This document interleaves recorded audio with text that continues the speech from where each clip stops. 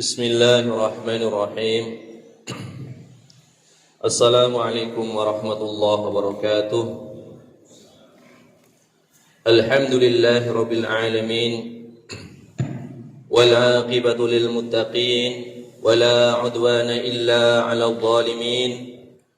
Wa asyhadu an la ilaha illallah wahdahu la syarika lah.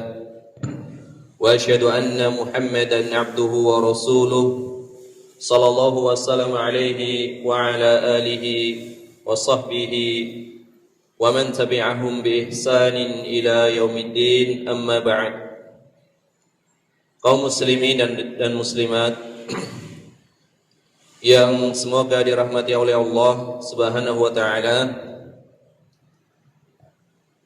marilah kita lanjutkan kajian ilmiah kita insyaallah ta'ala, kajian kitab Bulughul Maram. Pada pertemuan yang lalu telah dibacakan 4 buah riwayat dari 3 orang sahabat yang berkaitan dengan penyamakan kulit binatang yang telah mati, kulit bangkai, dan telah diterangkan secara rinci jalur-jalurnya, yang intinya bahwasanya hadis-hadis tersebut adalah hadis yang sahih, yang bisa diamalkan. Al-Hafidz Ibnu Hajar Al-Asqalani di dalam kitab Bulughul Maram tentunya di dalam pembahasan ini tidak membawakan seluruh hadisnya, hanya hadis-hadis pokok yang dijadikan sadaran atau dijadikan dalil untuk menunjukkan sucinya kulit bangkai yang telah disamak. Adapun hadis-hadis yang bertentangan dengan pendapat ini, yang menjadi dalil yang berbeda dari pendapat ini, tentu ada, maka tidak dibawakan oleh Al-Hafidz Ibnu Hajar Al-Asqalani rahimahullah ta'ala, karena maksud di dalam kitab Bulughul Maram adalah membawakan hadis pokoknya saja. Oleh karenanya pada pertemuan yang lalu kita telah menyebutkan permasalahan yang pertama yang bisa diambil dari bab ini atau hadis-hadis ini, yaitu permasalahan yang berkaitan dengan hukum menyamak kulit bangkai. Apakah menjadikan kulit bangkai tersebut suci atau najis? Maka telah kita bawakan bahwasannya ada 7 pendapat. Ada 7 pendapat di kalangan ulama yang telah kita bawakan secara ringkas. Adapun pada pertemuan kali ini, maka kita akan sedikit meluaskan pembahasan tersebut. Tentu tidak kita bahas ke 7-7-nya, tidak. 7 pendapat yang kita bawakan bukan seluruhnya untuk diamalkan, bukan, tetapi agar kita mengetahui saja ternyata para ulama di dalam menyikapi hadis-hadis ini mereka berselisih, sehingga apabila kita melihat atau mengetahui ada di antara saudara kita yang memilih pendapat yang tidak sama dengan kita jadi lebih bisa bertoleransi, Jadi sikap yang dihasilkan dari mengetahui perbedaan pendapat para ulama adalah agar kita lebih lapang dadanya, tidak sempit di dalam memahami suatu permasalahan. Ini hikmahnya, bukan untuk diamalkan semuanya, bukan. Tentunya kita memilih. Pada kesempatan kali ini maka kita akan membawakan beberapa saja. Ya, diantaranya adalah pendapat yang populer di negeri kita, ya, di negeri yang kebanyakan bermadhab Syafi'i, negeri Indonesia. Yang kedua adalah pendapat dari madhab Hambali dan madhab Maliki, ya, pendapat yang mu'tamad di dalam kedua madhab tersebut. Kemudian yang ketiga adalah riwayat kedua di dalam madhab Hambali. Kalau tadi riwayat yang mu'tamad, yang utama di dalam madhab Hambali dan Maliki, yang ketiga adalah riwayat kedua di dalam madhab Hambali. Kemudian yang keempat adalah pendapat dari madhab Zahiri, pendapat dari madhab Zahiri. Inilah yang akan kita bahas hari ini, insyaallah ta'ala. Jamaah rahimanillah wa iyyakum. Adapun hadis-hadis yang dibawakan oleh Al-Hafidz Ibnu Hajar ini secara zahirnya menunjukkan bahwasannya seluruh kulit bangkai, baik yang asalnya hewan tersebut adalah hewan yang halal dimakan, ataupun yang asalnya hewan tersebut adalah hewan yang haram dimakan ataupun najis, maka zahir, ya, yang nampak dari riwayat yang dibawakan oleh Al-Hafidz Ibnu Hajar, bahwasannya penyamakan bisa menjadikan kulit-kulit tersebut semuanya menjadi suci. Inilah madhab al-Zahiri, madhab Zahiriyah. Demikian juga sebuah riwayat yang dinukil dari Al-Qadi Abu Yusuf, salah seorang murid Imam Abu Hanifah, salah seorang murid Imam Abu Hanifah. Mereka berdalil dengan keumuman riwayat ini karena dikatakan di dalam riwayatnya, idza dubihal ihabu, al-ihabu. Di sini al-ihabu menggunakan alif lam. Ihab yang maknanya adalah kulit binatang. Maka alif lam di sini memberi faidah umum, memberikan faidah umum, sehingga seluruh kulit. Misalkan dijawab bahwasannya riwayat tersebut dikaitkan dengan sebab yang khusus, karena hadis umumnya ada apa? Ada sababul wurudnya. Maka dikuatkan oleh riwayat berikutnya, ayyuma ihabin, ayyuma ihabin, kulit apa saja. Ayyuma juga di dalam pembahasan usul fikih memberikan faedah umum. Kulit apapun, tidak diterangkan apakah asalnya dari hewan yang halal atau dari hewan yang haram ataupun najis. Makanya tidak dibedakan, ya, tidak dibedakan mau babi maupun anjing. Menurut pendapat ini, berdasarkan keumuman riwayat, maka tetap bisa disucikan dengan cara disamam. Ini adalah madhab Zahiri. Dan madhab Zahiri ini dikuatkan oleh sebagian ulama. Ya, di antaranya adalah Al-Imam Asy-Syaukani. Al-Imam Asy-Syaukani di dalam kitab beliau Nailul Awtar menguatkan pendapat ini. Beliau mengatakan, Imam Asy-Syaukani mengatakan, innahu taqarrara fil usul anna al-'ama la yuksaru ala sababihi.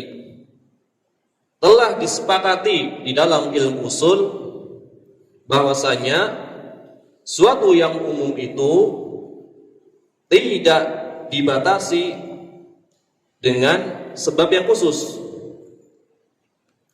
Tidak dibatasi dengan sebab yang khusus.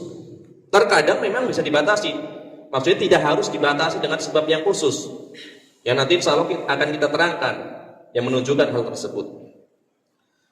Kemudian beliau mengatakan, fala yasihu tamassukuhum bikauni sabab syata Maimunah.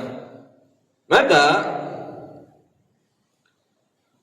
tidak boleh berpegang teguh atau berpegang pada sebuah riwayat yang khusus yang dibawakan oleh Maimunah untuk berdalil dengan hal tersebut. Karena riwayat Maimunah kulitnya adalah kulit apa? Kulit kambing. Berarti di sini apa? Di sini adalah kulitnya adalah kulit jenis khusus, yaitu jenis hewan yang asalnya boleh dimakan. Kambing asalnya boleh dimakan. Ini adalah diantara yang dijadikan ya dasar oleh Al-Imam Asy-Syaukani untuk menguatkan pendapat madhab Dzahiri. Ini madhab yang pertama. Adapun madhab yang kedua, seperti madhab Dzahiri, seluruh hewan itu bisa disamak kulitnya dan menjadi suci, tetapi dikecualikan anjing dan babi. Inilah madhab Asy-Syafi'i. Kenapa dikecualikan anjing dan babi? Karena ada nas yang tegas yang menunjukkan bahwasannya babi tersebut adalah binatang yang najis, baik ketika hidupnya apalagi ketika sudah jadi bangkai. Karena dikatakan fa innahu rijsun, ya, maka sesungguhnya daging babi tersebut adalah rijsun, najis. Kemudian dikiaskan dengannya adalah yang semisal yaitu babi. Maka istidlal atau pendalilan yang digunakan oleh madhab Syafi'i secara umum sama dengan madhab Dzahiri. Hanya dikhususkan yang tidak bisa disucikan adalah anjing dan babi, karena ada dalil khusus yang menunjukkan beratnya najis keduanya. Jadi ada pengkhususan, dibedakan. Walaupun ini nanti dibantah juga oleh Al-Imam Asy-Syaukani rahimahullah ta'ala. Maka Al-Imam Asy-Syaukani di dalam Nailul Awtar membawakan pembahasan yang sangat panjang, ya, munaqasyah, debat antara para ulama. Ya, tentunya tidak kita terangkan di sini. Kita hanya sekedar ingin mengetahui ya inti dari pendapat para ulama tersebut. Ini adalah madhab Syafi'i. Ya, madhab Syafi'i tidak membedakan binatang yang asalnya halal ataupun asalnya haram, kecuali dua binatang dan peranakan dari keduanya, peranakan dari babi maupun anjing. Adapun harimau, kemudian apa lagi, singa, kemudian ular, kemudian buaya, kulitnya semuanya menurut madhab Syafi'i apabila disamak maka menjadi suci. Ini adalah madhab yang kedua. Adapun madhab yang ketiga adalah pendapat yang mu'tamad atau masyhur di dalam madhab Hambali, yang menyatakan bahwasannya kulit bangkai tidak bisa disucikan dengan cara apapun. Mau dikeringkan saja, mau disamak, mau dicuci, tidak bisa suci. Ini pendapat yang masyhur di dalam madhab Hambali dan madhab Maliki.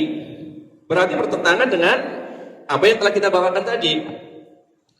Kemudian zahirnya bertentangan dengan riwayat yang dibawakan oleh Al-Hafidz Ibnu Hajar Al-Asqalani dalam Bulughul Maram, Karena seluruh riwayat yang ada di dalam Bulughul Maram ini menunjukkan sucinya kulit bangkai yang telah disamak. Tetapi mazhab Hambali dan mazhab Maliki malah berpendapat sebaliknya. Pertanyaannya, apakah Imam Ahmad bin Hambal, apakah Imam Malik ibn Anas tidak mengetahui riwayat ini? Jawabannya adalah tentu mereka mengetahui, bahkan menghafal jalur-jalurnya. Jadi ketika pendapat ulama bertentangan secara lahiriahnya dengan dalil, jangan terburu-buru menyatakan mereka belum mengetahui dalilnya. Harus husnudzan dulu. Ternyata Imam Ahmad bin Hambal mengetahui dalilnya. Demikian pula Imam Malik juga mengetahui dalilnya. Bahkan suatu ketika ada seorang bertanya kepada Imam Malik. Ada satu permasalahan. Yang permasalahan tersebut riwayatnya ada di dalam kitab Al-Muwatta. Ada di dalam kitab Al-Muwatta. Tetapi Imam Malik fatwanya justru bertentangan dengan yang ia tulis di Al-Muwatta.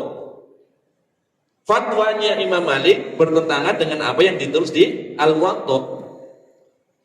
Maka seorang bertanya, penasaran kepada Imam Malik. Ya Abu Abdillah, punya Imam Malik adalah Abu Abdillah. Kenapa engkau mengatakan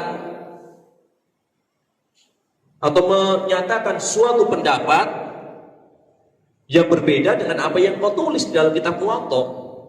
Jadi di Al-Muwatta ada dalilnya, kenapa engkau malah berfatwa yang bertentangan dengannya? Berarti engkau tidak mengamalkan hadis tersebut. Maka kata Imam Malik, wahai fulan, saya sengaja menulis riwayat itu di kitab Muwatta ini bukan karena aku tidak mengetahui riwayat tersebut untuk berdalil. Saya tahu banyak ulama yang berdalil dengan riwayat yang aku bawakan. Tetapi ada beberapa perkara yang menyebabkan aku tidak berdalil dengan riwayat tersebut. Dan pendalilan ini telah aku ketahui sebelum engkau lahir. Pendalilan para ulama tersebut telah aku ketahui sebelum engkau lahir. Maka aku menulis dalil yang tidak aku pakai di dalam kitabku ini agar orang yang jahil, orang yang bodoh seperti engkau tidak menganggap bahwasanya aku meninggalkan pendapat tersebut disebabkan karena tidak mengetahui dalil. Ini sebagai pelajaran. Jadi menunjukkan bahwasanya saya meninggalkan dalil bukan berarti karena tidak tahu dalilnya, bukan, tapi karena ada dalil lain yang menurut Imam Malik secara kaidah beliau lebih kuat. Agar saya tidak dituduh tidak mengetahui dalil tersebut, maka saya bawakan di dalam kitab tersebut. Ini contohnya. Banyak di dalam kitab Al-Muwatta riwayat dibawakan, tapi Imam Malik berpendapat berlainan. Banyak di kitab Al-Muwatta. Nah, di sini riwayat atau 4 riwayat yang dibawakan oleh Al-Hafidz Ibnu Hajar menunjukkan sucinya kulit bangkai yang disamak. Tetapi Imam Malik dan Imam Ahmad bin Hambal berpendapat sebaliknya. Ternyata mereka berdalil ya dengan sebuah riwayat. Dengan sebuah riwayat dari Abdullah ibnu Ukaim, ya, Abdullah ibnu Ukaim. Ya, hadis ini disahihkan oleh para ulama. Ya, hadis yang diriwayatkan oleh Imam Abu Dawud, kemudian Imam At-Tirmidzi, kemudian Imam An-Nasa'i, kemudian Imam Ibnu Majah, kemudian Imam Ahmad bin Hambal. Rawahul khamsah, riwayat 5 imam menurut istilah Al-Hafidz Ibnu Hajar Al-Asqalani. Jadi hadis dari Abdullah ibnu Ukaim dinyatakan atana kitabu Rasulillah sallallahu alaihi wasallam, telah datang kepada kami surat atau wasiat dari Nabi sallallahu alaihi wasallam. Jadi wasiat yang tertulis. Isinya apa? Alla tantafi'u minal maitati bi'ihabin wala asabin. Janganlah kalian memanfaatkan sesuatu pun ya dari bangkai tersebut, ya, baik kulitnya maupun urat bangkainya. Jadi menjadi dalil bahwasanya Nabi SAW melarang memanfaatkan kulit bangkai baik dengan cara disamak, apalagi tidak disamak, maupun uratnya. Kemudian di dalam sebuah riwayat ini datang sebulan, ya, sebulan sebelum Nabi sallallahu alaihi wasallam wafat. Dalam riwayat lain disebutkan 40 hari. Dalam riwayat lain 2 bulan sebelum Nabi sallallahu alaihi wasallam wafat. Jadi hadis ini, ya, zahirnya menghapus hadis-hadis yang terdahulu. Ini salah satu riwayatnya, ya. Jadi di dalam mazhab Hambali hadis utamanya adalah hadis dari Abdullah bin Uqaim. Abdullah bin Uqaim. Di dalam riwayat yang lain dikatakan quri'a alaina kitabu Rasulillah sallallahu alaihi wasallam fi ardi Juhainah. Telah dibacakan kepada kami wasiat atau surat Rasulullah sallallahu alaihi wasallam di negeri Juhainah. Wa ana gulamu syabu. Ketika itu saya masih muda, kata Abdullah ibnu Uqaim. Kemudian isi riwayatnya seperti tadi. Dalam riwayat lain, alla tantafi'u minal maitati bisyai'in. Jangan manfaatkan sedikit pun dari bangkai tersebut. Dan ini dari riwayat yang sahih. Riwayat yang sahih. Kemudian Imam Ahmad bin Hanbal memberikan tambahan riwayat yang menguatkan pendapat beliau, yang lebih tegas lagi pendapat Imam Ahmad bin Hanbal. Dibawakan oleh Imam Ahmad bin Hanbal dan Imam Abu Dawud. Beliau memberikan tambahan qabla wafati bisyahrin. Surat ini datang sebulan sebelum Rasulullah sallallahu alaihi wasallam wafat. Di dalam lafaz lain dikatakan, Nabi mengatakan, inni kuntu rakhastu lakum fi juludil maitah. Dahulu aku memberikan rukhsah keringanan kepada kalian, ya, tentang bolehnya memanfaatkan kulit bangkai. Fa idza ja'akum kitabi hadza, apabila datang kepada kalian suratku ini, wasiatku ini, fala tantafi'u minal maitati bi'ihabin wala asabin, maka janganlah kalian manfaatkan sedikit pun dari bangkai tersebut, baik kulitnya maupun urat bangkainya, ya, kulit maupun uratnya. Ini adalah riwayat Imam Ahmad. Imam Ahmad mengatakan isnaduhu jayyidun, sanadnya bagus. Makanya dalam mazhab Hambali ataupun dalam mazhab Maliki, hadis ini sebagai nasikh yang menghapus hadis-hadis sebelumnya yang menyatakan bolehnya memanfaatkan kulit bangkai yang telah disamak. Jadi berdalil, karena hadisnya akhir, maka konsekuensinya menghapus hadis yang awal atau yang lebih dahulu. Ini adalah dalil yang dipakai oleh Imam Ahmad bin Hanbal dan Al-Imam Malik ibni Anas rahimahumallahu ta'ala. Nah, sebelum kita bawakan ya pendapat yang ketiga dan keempat, atau pendapat yang ketiga, karena pendapat Zahiri dan Syafi'i kita satukan saja, itu bagi pendapat yang membolehkan memanfaatkan kulit bangkai yang telah disamak. Jadi tinggal ada satu pendapat. Sebelum kita membawakan pendapat terakhir, maka ada sebuah kisah yang berkaitan dengan hadis ini. Jadi di zaman 3 orang imam ketika itu berkumpul di suatu majelis, 3 orang imam besar, semuanya adalah ahli hadis dan ahli fikih, yaitu al-Imam Asy-Syafi'i rahimahullah ta'ala. Yang kedua al-Imam Ishaq ibn Rahawayh. Yang ketiga Imam Ahmad bin Hanbal. Yang ketiga Imam Ahmad bin Hanbal. Di majelis itu Al-Imam Asy-Syafi'i dengan Imam Ishaq ibn Rahawayh sedang memperdebatkan hadis yang berkaitan dengan penyamakan bangkai. Mereka berdua berdebat. Imam Ahmad hanya menyaksikan saja. Imam Ahmad hanya menyaksikan saja, melihat mereka berdua berdebat.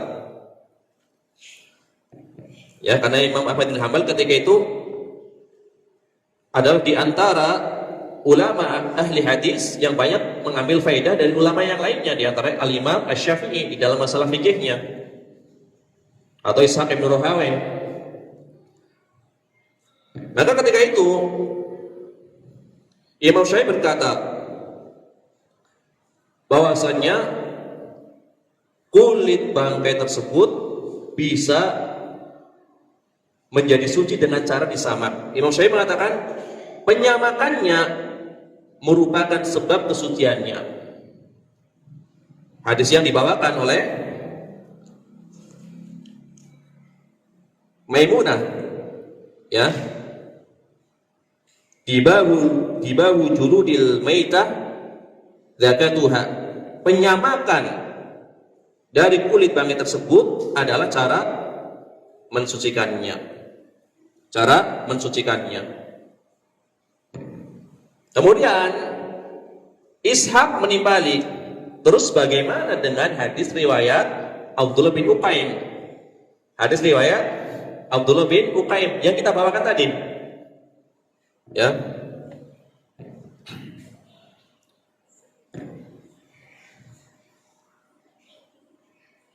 Itu Rasulullah SAW pernah menuliskan sebuah surat, ya, kepada kami sebulan sebelum wafatnya beliau, yang kita bawakan tadi. Jangan kalian manfaatkan sedikit pun, jangan kalian manfaatkan sesuatu pun dari bangkai, baik kulit maupun uratnya.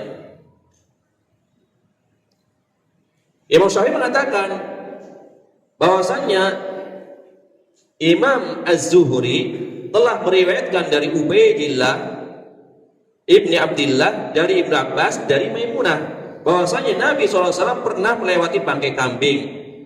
Lalu beliau bersabda, tidakkah kalian memanfaatkan kulitnya? Ini dalilnya. Berarti Nabi berkeinginan agar kulit tersebut dimanfaatkan, yaitu tentunya setelah disamak. Ada dalil tadi yang mengatakan penyamakannya adalah cara pensuciannya. Ini riwayatnya yang menunjukkan bahwasanya kulit bangkai tersebut bisa disucikan dengan cara disamak. Ishaq mengatakan Abdullah bin Uqaim meriwayatkan kepada kami sebulan sebelum Rasulullah SAW wafat, yaitu sebuah surat atau wasiat yang isinya jangan kalian manfaatkan sedikit pun dari bangkai tersebut, kulitnya maupun uratnya. Bagaimana engkau menjawab ini? Kata Imam Ishaq bin Rahawayh, Imam Syafi'i mengatakan bahwasannya hadis yang diriwayatkan dari Maimunah diriwayatkan dalam bentuk penyimakan, disimak secara langsung. Majelisnya majelis sama. Jadi hadisnya hadis penyimakan. Sedangkan hadisnya Abdullah ibnu Uqaim adalah kitab, ya, atau tulisan atau surat.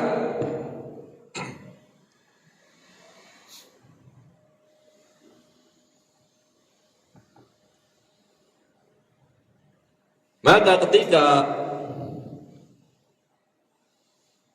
Imam Asy-Syafi'i mengatakan seperti itu, Imam Ishaq menjawab. Jadi Imam Syafi'i mengatakan hadis yang sifatnya penyimakan lebih kuat dari yang sifatnya surat atau bentuknya tulisan. Itu kata Imam Syafi'i. Tapi dijawab oleh Imam Ishaq bin Rahawai, Nabi pernah ngirim apa? Pernah ngirim surat kepada Kaisar Romawi dan Persia, dan surat tersebut menjadi hujah antara mereka dengan Allah. Langsung bangun Imam Ahmad bin Hanbal. Jadi tulisan ini menjadi hujah antara mereka dengan Allah.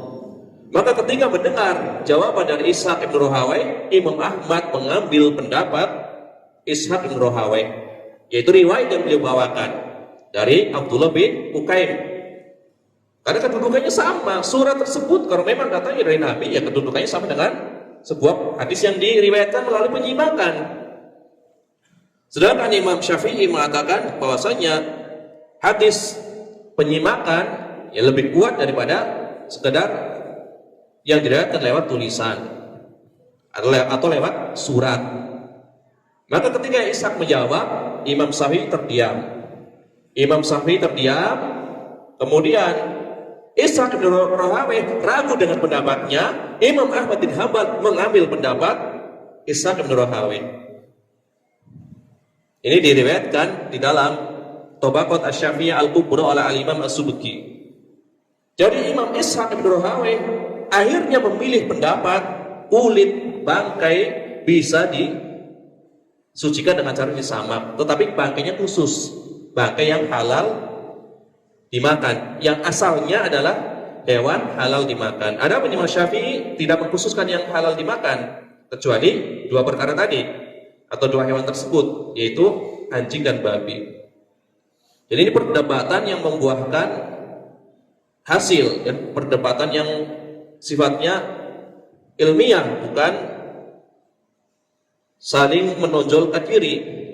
Jadi Imam Ishaq bin Rahawai menjadikan perkataan Imam Syafi'i sebagai penguat bahwasannya kulit bangkai bisa menjadi suci dengan cara disamak. Kemudian diamnya Imam Syafi'i karena hujah yang dibawakan oleh Ishaq bin Rahawai bahwasanya surat Nabi tersebut yang dikirimkan kepada raja-raja menjadi hujah antara mereka dengan Allah, menjadi hujah yang kuat menurut Imam Ahmad bin Hanbal, sehingga Imam Ahmad bin Hanbal mengambil pendapat Ishaq bin Rahawai. Ini adalah di antara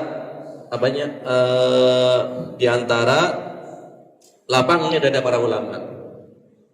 Lapangnya dada para ulama. Dua orang yang berdebat, orang ketiga mendapatkan manfaat dari dua orang yang berdebat. Jadi Ishaq ragu dengan pendapatnya, Imam Ahmad yakin dengan pendapat Ishaq. Karena Imam Syafi'i diam. Karena Imam Syafi'i tidak membantah lagi setelah dikatakan suratnya Nabi SAW kepada para raja tersebut menjadi hujah antara mereka dengan Allah Tabaraka wa Ta'ala. Ini adalah sedikit ya kisah ya dari dialog para ulama yang berkaitan dengan hadis ini. Jadi mereka berdebat itu bukan untuk sekedar mencari kemenangan, apalagi sekedar mencari pembenaran, tetapi mereka berdebat dalam rangka mendapatkan taufik dari Allah Tabaraka wa Ta'ala, sehingga apa yang keluar dari mulut mereka adalah perkataan-perkataan yang dilontarkan dengan keikhlasan. Makanya Imam Syafi'i mengatakan, tidaklah aku berdebat dengan seorang pun kecuali aku berangan-angan agar keluar dari mulut lawanku suatu kebenaran sehingga aku bisa mengambilnya. Ini luar biasa. Kalau kita kebanyakan pokoknya kalau berdebat musuh harus kalah bagaimanapun caranya. Ini adalah perbedaan antara kaum salaf dengan keadaan orang-orang di zaman kita sekarang ini. Makanya mereka mulia. Lama mereka wafat, tapi nama mereka masih harum, dikenal sebagai seorang yang berilmu, dikenal sebagai orang yang ikhlas kepada Allah Tabaraka wa Ta'ala. Bukti keikhlasannya adalah ilmu mereka sampai kepada kita. Ini adalah salah satu tanda menurut para ulama tentang keikhlasan mereka. Imam Ahmad bin Hanbal contohnya, Beliau ketika ditanya suatu permasalahan, memang beliau menjawab kalau mengetahui dalilnya ataupun jawabannya. Tetapi beliau mengatakan, jangan tulis jawaban saya, jangan tulis. Tulis hadisnya saja. Jawaban dari misalkan Imam Ahmad berkata, berdasarkan dalil ini. Jangan tulis, kata Imam Ahmad bin Hanbal, kecuali hadis dari Nabi SAW. Tidak mau perkataannya ditulis. Akan tetapi para muridnya senantiasa menulisnya, sehingga dikumpulkan menjadi berpuluh-puluh jilid, semuanya adalah perkataan Imam Ahmad bin Hanbal. Padahal beliau melarang menulisnya. Sehingga lahirlah madhab Hambali. Seandainya mereka tidak menulis, tentu tidak ada madhab Hambali. Karena madhab tersebut adalah didasarkan pada perkataan mujtahid tersebut yang dikumpulkan. Akhirnya ditertibkan menjadi madhab Hambali. Padahal beliau melarang ucapannya ditulis. Malah tulisannya tersebar. Ya, inilah tadi sedikit ya bagaimana para ulama menyikapi hadis ini. Dari 3 orang di dalam satu majelis, 2 orang berdebat, semuanya mendapatkan manfaat, baik yang berdebatnya maupun yang menyaksikan saja.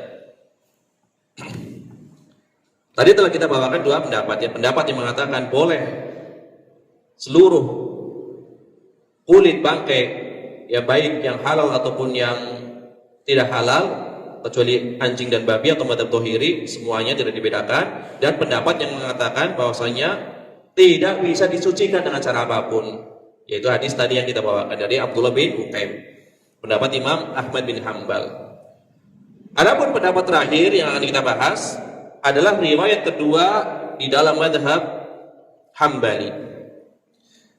Riwayat kedua di dalam madhab Hambali, yaitu menggabungkan dalil-dalil yang ada.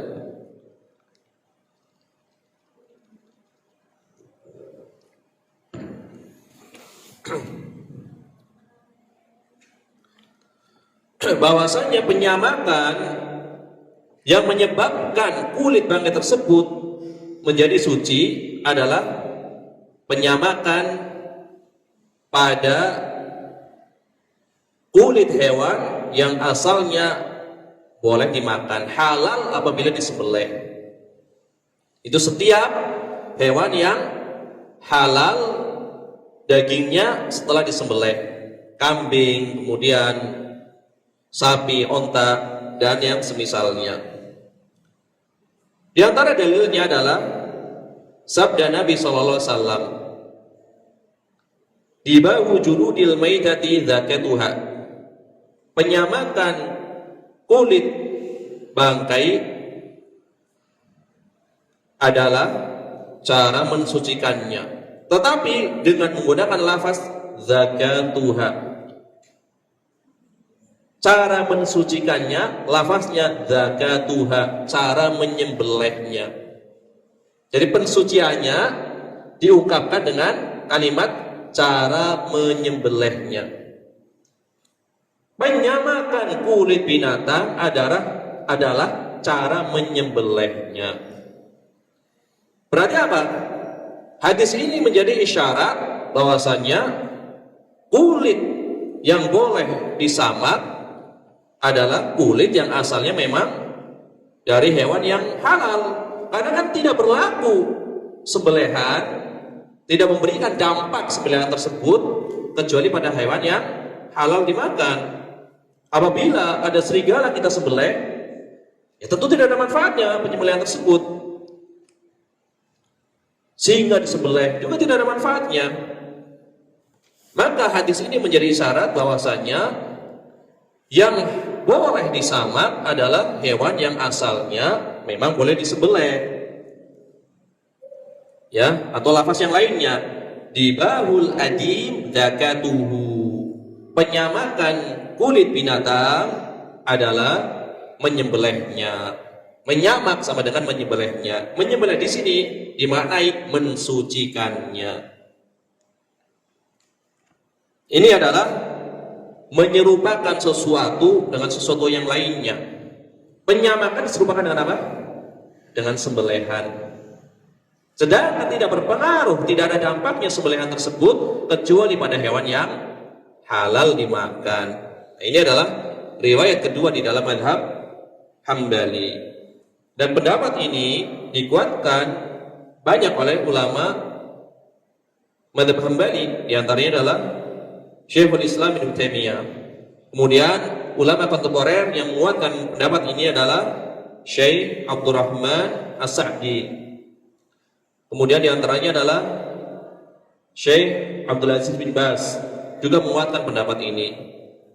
Dan pendapat ini juga dikuatkan oleh Syekh Muhammad Ibn Shalih Al-Utsaimin rahimahullah ta'ala. Jadi banyak yang menguatkan pendapat ini. Dan madhab ini adalah madhab ulama salaf terdahulu. Sebagaimana pada pertemuan lalu kita terangkan. Ya, Imam An-Nawawi mengatakan ini adalah madhabnya Al-Imam Al-Auza'i.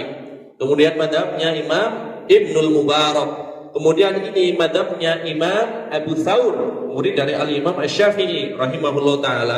Dan ini adalah madhabnya Imam Ishaq Ibn Rahawayh. Ishaq Ibn Rahawayh mendengar riwayat ini dari Imam Syafi'i, tetapi kesimpulannya berbeda sedikit dengan Imam Syafi'i.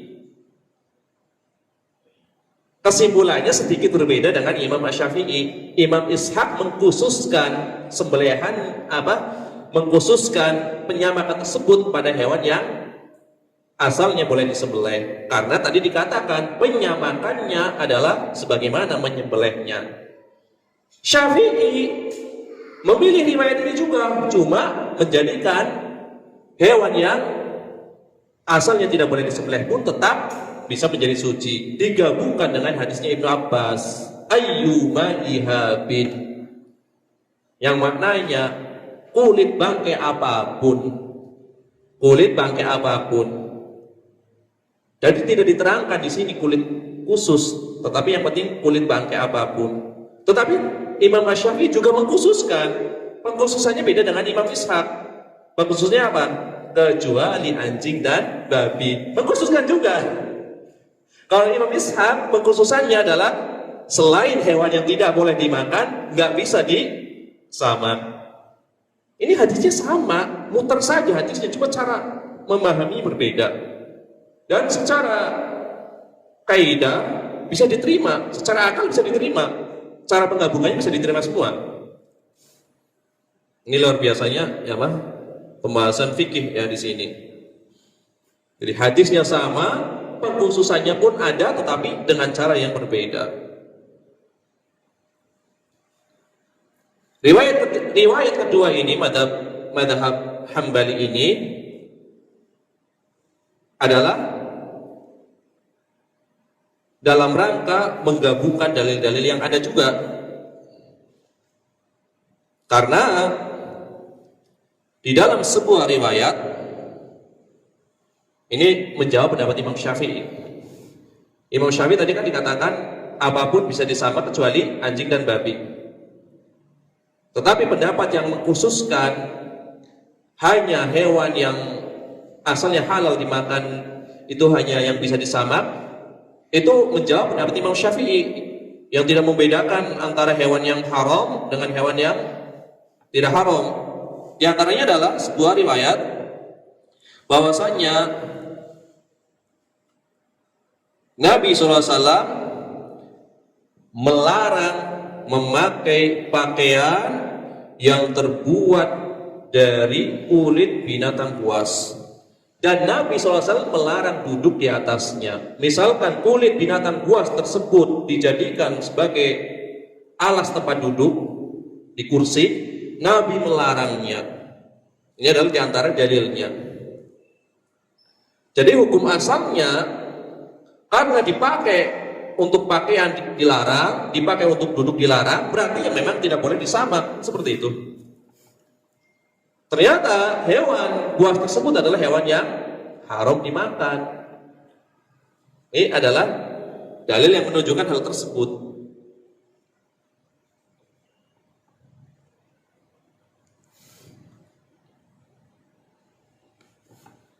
Tetapi Al-Imam Asy-Syafi'i di sini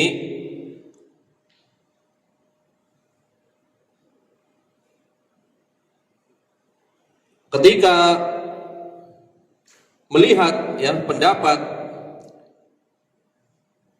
yang mengatakan bahwasanya tidak boleh memanfaatkan sedikit pun dari kulit binatang, Imam Syafi'i atau Madzhab Syafi'i mendhaifkan riwayatnya, bukan dari sisi rawinya, bukan dari sisi kesikohannya. Imam Syafi'i ketika mendhaifkan riwayat yang dipakai oleh Imam Ahmad bin Hambal atau ulama Syafi'i yang lainnya, mereka setidaknya ada dua hal yang dijadikan alasan untuk mendhaifkan pendapat tersebut, yaitu alasan ittirab, kegoncangan riwayat. Suatu riwayat yang goncang, karena riwayat yang dibawakan oleh Imam Ahmad bin Hambal tadi kadang-kadang dikatakan surat itu datang sebulan sebelum Nabi wafat, kadang-kadang dikatakan 2 bulan sebelum Nabi wafat, kadang-kadang dikatakan 40 hari sebelum Nabi wafat,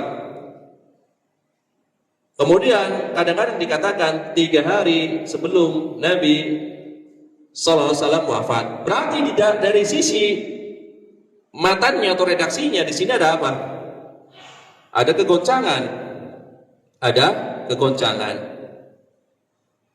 Ini dari sisi redaksi atau matanya. Adapun dari sisi yang meriwayatkannya, kadang-kadang diriwayatkan dari seorang yang dibacakan atau membacakan wasiat Nabi sallallahu alaihi wasallam yang disaksikan oleh Abdullah ibni Uqaim. Kadang-kadang diriwayatkan dari para masyayikh Juhainah, dari para masyayikh Juhainah. Maka ini adalah diantara sebab yang menjadikan hadis tersebut adalah hadis yang goncang secara sanad maupun matan bagi yang tidak mengambil riwayat ini. Adapun diriwayatkan oleh sebagian muhaddis bahwasanya Imam Ahmad bin Hambal memang sebelumnya berdalil dengan hadis riwayat Abdullah bin Uqaim, tetapi kemudian di akhir hayat beliau rujuk dari pendapat beliau. Jadi mengikuti pendapat yang riwayat yang kedua tadi, bahwasanya kulit bangkai tersebut bisa disucikan dengan cara disamak, tetapi khusus untuk hewan yang asalnya boleh dimakan. Ini adalah 4 pendapat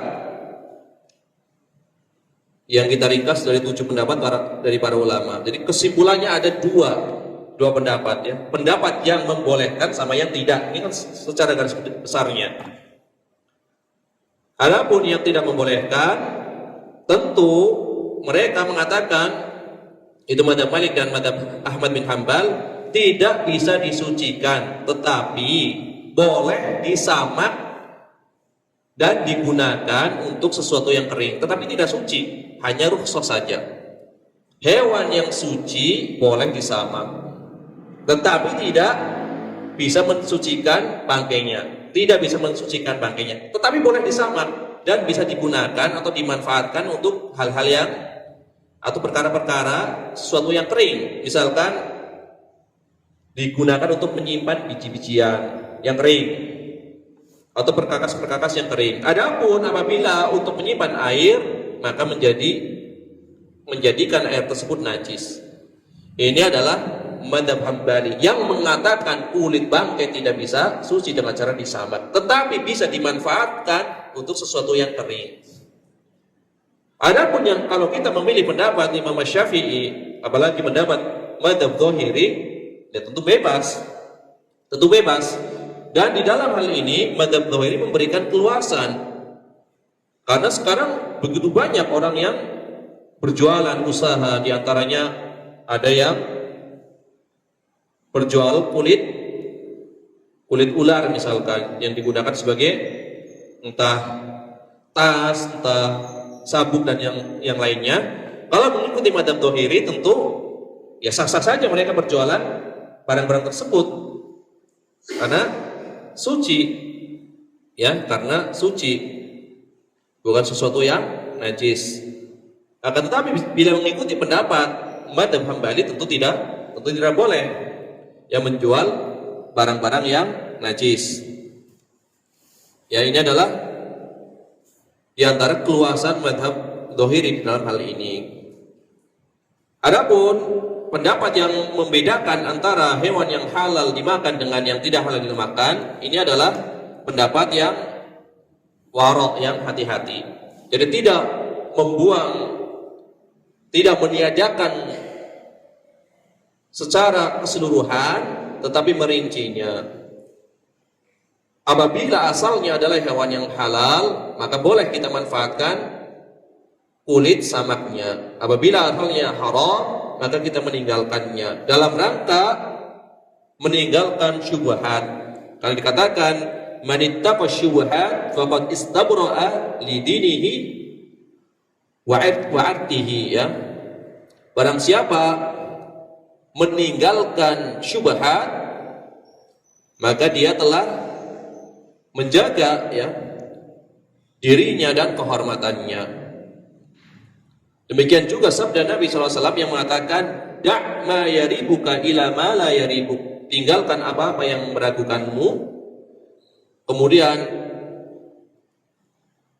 atau tinggalkan apa-apa yang meragukanmu menuju perkara yang tidak meragukanmu. Jadi kalau ragu-ragu ditinggalkan saja. Ini menurut pendapat yang membedakan antara hewan yang asalnya boleh dimakan dengan hewan yang tidak boleh dimakan. Jadi itulah, ya, beberapa pendapat yang ada. Adapun di negeri kita karena banyak kan Syafi'iyah, ya tentu ya seperti Dhahiriyah hanya mengecualikan mengecualikan dua hewan saja. Ya, ini juga mudah, pendapat yang mudah. Ini adalah permasalahan yang pertama. Jadi yang lebih mudah adalah pendapat madzhab Dhahiri dan Syafi'i. Yang lebih hati-hati adalah pendapat madzhab Hambali. Ya. Jadi dalilnya telah kita bawakan semuanya tadi. Dalilnya telah kita bawakan semuanya tadi.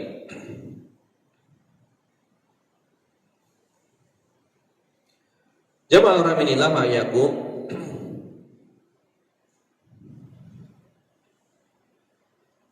Kemudian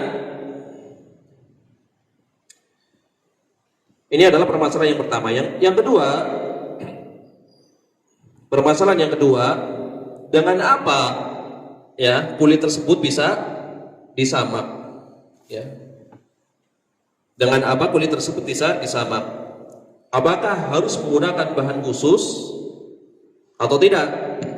Maka Imam An-Nawawi rahimahullah taala, ya, sebagaimana beliau terangkan di dalam kitab beliau Al-Minhaj bi Syarhi Sahih Muslim Ibnu Al-Hajjaj, beliau mengatakan, ya, yajuzu tiba bi kulli syai'in yunashifu fadalatil jildi wa yutayyibuhu, dan seterusnya. Maka kata Imam An-Nawawi, dibolehkan, ya, menyamak kulit bangkai dengan apapun yang bisa mengeringkan noda-noda atau sesuatu yang basah yang menempel pada kulit tersebut. Yang penting bisa hilang nodanya, bisa hilang sesuatu yang basah tersebut, dan tidak merusak sifatnya, tidak merusak kulit tersebut, maka dibolehkan. Ya, sama saja menggunakan misalkan tawas, menggunakan al-qarad. Qarad, para ulama sebagian mengatakan itu adalah daun salam, ya. Kalau sebagian diterjemahkan dengan daun akasia, yang jelas redaksi hadisnya adalah al-qarad. Kemudian dengan bahan-bahan yang dibuat dari pabrik misalkan, yang bisa membersihkan kulit bangkai tersebut, maka semuanya bisa dijadikan samak, ya, bisa dijadikan sebagai cara penyamakan. Ini adalah madhab yang masyhur di dalam 4 madhab, ya, sebagaimana diterangkan oleh Al-Imam An-Nawawi rahimahullah taala, kemudian diterangkan pula oleh Imam Ibnu Qudamah di dalam kitab Al-Mughni, ya, diterangkan pula oleh Imam Ibnu Abdul Bar di dalam kitab At-Tamhid.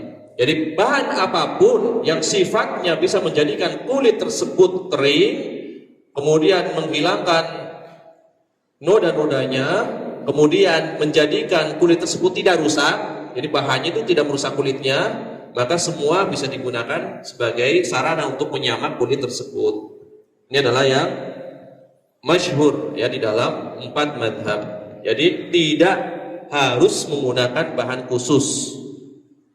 Penyebutan di dalam hadis hal itu bisa disucikan dengan cara atau dengan air dan qarat ataupun daun tertentu, itu sebagai contoh, bukan pembatasan. Ini adalah masalah yang kedua.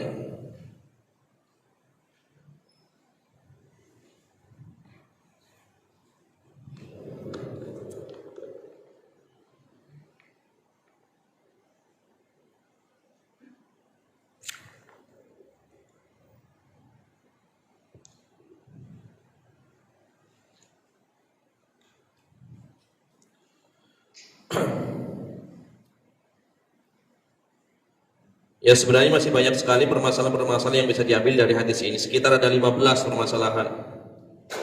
15 permasalahan yang bisa diambil dari hadis ini. Tapi saya bawakan 2 saja. Soalnya masih banyak hadis-hadis yang belum kita bahas. Jadi 2 permasalahan saja. Kurang lebih ada 15. Kurang lebih ada 15 permasalahan yang bisa diambil dari hadis ini. Bawakan 2 permasalahan saja. Adapun faidah yang bisa diambil dari hadis ini, ya, faidah saya ambilkan dari kitabnya Syekh Muhammad bin Shalih Al-Utsaimin.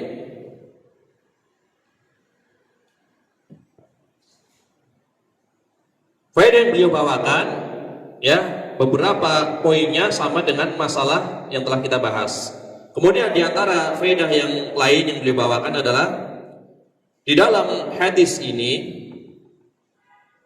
hadis yang dibawakan di dalam kitab Bulughul Maram ini, kata Syekh Muhammad bin Shalih Al-Utsaimin, ada isyarat bahwasanya najis itu bisa dihilangkan dengan apa saja yang dapat menghilangkannya. Karena itu Nabi SAW tidak menjadikan cara penyucian kulit bangkai kecuali berupa penyamakan, ya. Nabi tidak menjadikan cara penyucian kulit bangkai kecuali berupa penyamakan pada bangkai. Maka di dalam hadis ini terdapat isyarat bahwasanya najis bisa dihilangkan dengan apa saja. Jika misalkan kita membersihkan bangkai tersebut, kulit bangkai tersebut dengan air laut, maka kulit bangkai tersebut tidak bisa suci, kecuali harus disamak, ya. Karena najis bangkai itu tidak bisa hilang kecuali dengan cara ini. Jadi ada isyarat kata Syekh Muhammad bin Shalih Al-Utsaimin bahwasanya najis itu bisa dihilangkan dengan apa saja yang bisa menghilangkannya. Adapun khusus untuk bangkai, maka hanya ada satu cara, yaitu dengan cara penyamakan. Ketika kita cuci dengan air laut, maka tidak bisa menjadi suci kecuali dengan cara disamak. Maka dari hal ini kata beliau diketahui bahwasanya maksud membersihkan najis ialah menghilangkannya dengan sarana apapun yang bisa menghilangkannya, sesuai dengan sarananya masing-masing. Jadi tidak asal, tetapi sesuai dengan sarananya masing-masing. Yang penting bangkai itu disamak, itu sarananya dengan cara penyamakan. Adapun bahan-bahannya yang digunakan untuk menyamak bebas. Adapun bahan-bahan yang digunakan untuk penyamak tentu bebas, tapi sarananya harus dengan cara disamak. Jadi meskipun kotorannya hilang, tetapi dibersihkan menggunakan air laut, tidak bisa menjadi suci karena tidak menggunakan sarana penyamakan. Ini adalah faedah yang beliau bawakan. Nah, beliau membawakan beberapa cabang pembahasan yang muncul dari pembahasan ini. Kata beliau, muncul ya cabang persoalan, kata beliau. Dari kaidah ini, tadi kan beliau kan mengatakan bahwasanya najis itu bisa dihilangkan dengan apa saja yang bisa menghilangkannya. Tentu sesuai sarana masing-masing. Kata beliau, berarti muncul dari cabang persoalan dari kaidah ini yaitu mencuci pakaian dengan uap. Mencuci pakaian dengan uap. Bila dicuci dengan uap dan najisnya telah hilang, maka kata beliau menjadi suci. Ini kata Syekh Muhammad bin Shalih Al-Utsaimin. Jadi mencuci pakaian dengan uap, kemudian najisnya hilang. Menurut kaidah ini, maka pakaian tersebut menjadi suci. Kata beliau, inilah yang ditunjukkan oleh as-sunnah, hadis-hadis yang datang, kemudian sebagaimana ditunjukkan oleh pertimbangan akal, kata beliau. Karena najis itu kan sesuatu yang tersembunyi, kata beliau. Bila masih ada, maka hukumnya berlaku. Tetapi bila telah hilang, maka hukumnya juga telah hilang. Ini adalah cabang persoalan yang beliau bawakan. Kemudian di antara faedah yang bisa diambil dari hadis yang dibawakan oleh Al-Hafidz Ibnu Hajar Al-Asqalani adalah bahwasanya Nabi sallallahu alaihi wasallam senantiasa ya berusaha menjaga harta kaum muslimin ya dan tidak menyia-nyiakannya. Makanya beliau ketika melihat orang-orang menyeret ya bangkai kambing, beliau menyarankan agar kulitnya dimanfaatkan. Nabi mengatakan, alangkah baiknya jika kalian ambil kulitnya. Jadi dilarang menyia-nyiakan harta ya. Ini adalah diantara faedah dari hadis yang dibawakan oleh Al-Hafidz Ibnu Hajar Al-Asqalani. Kemudian pelajaran berikutnya bahwasanya hadis ini menjadi dalil bahwasanya ajakan yang dilakukan oleh Nabi SAW adalah dengan cara yang baik. Jadi Nabi SAW ketika melihat bangkai tadi yang diseret itu, Nabi tidak langsung mengambil alih urusan mereka, langsung diambil oleh Nabi, tidak. Maka Nabi SAW mengetahui bahwasanya mereka meninggalkan hal tersebut karena merasa apa? Ya merasa jijik, bangkai. Sehingga Nabi SAW yang mengajukan kepada mereka suatu saran. Jadi alasan mereka bisa diterima, mereka tidak mengambil bangkai tersebut karena merasa jijik, tapi Nabi memberikan saran. Alangkah baiknya jika kalian ambil kulitnya. Jadi Nabi hanya memberikan saran, kemudian mereka pun menerima saran tersebut. Ini merupakan ajakan Nabi SAW yang dilakukan dengan cara yang baik. Kemudian ya pelajaran yang terakhir dari hadis ini, bahwasanya Nabi SAW tidak mengetahui perkara yang gaib. Ya, Nabi SAW tidak mengetahui perkara yang gaib. Seandainya Nabi mengetahui sesuatu yang gaib, maka mereka tidak mungkin mengatakan, ya Rasulullah, sesungguhnya kambing ini telah menjadi bangkai. Ya, sesungguhnya kambing ini telah menjadi bangkai. Makanya kata Syekh Muhammad bin Shalih Al-Utsaimin, di dalamnya juga terkandung dalil bolehnya menyanggah dan mengingatkan ulama yang dikhawatirkan dalam beberapa perkara terluput, yang dikhawatirkan terluput dalam beberapa perkara. Dan tindakan ini bukan dianggap rasa tidak menghormati, ya bukan, tetapi adalah dalam rangka saling menasihati atau saling mengingatkan. Ya, jadi mereka memberikan alasan, ya Rasulullah, ini telah menjadi bangkai. Yang kami seret ini adalah telah menjadi bangkai. Nabi tidak mengetahui ya kalau barangkali kambing tersebut adalah asalnya belum menjadi bangkai, bisa telah disembelih. Kalau disembelih kan bukan bangkai walaupun mati. Nabi hanya melihat diseret. Nabi hanya melihat bangkai tersebut diseret. Ya, ini adalah di antara pelajaran-pelajaran yang bisa diambil dari hadis ini, ya.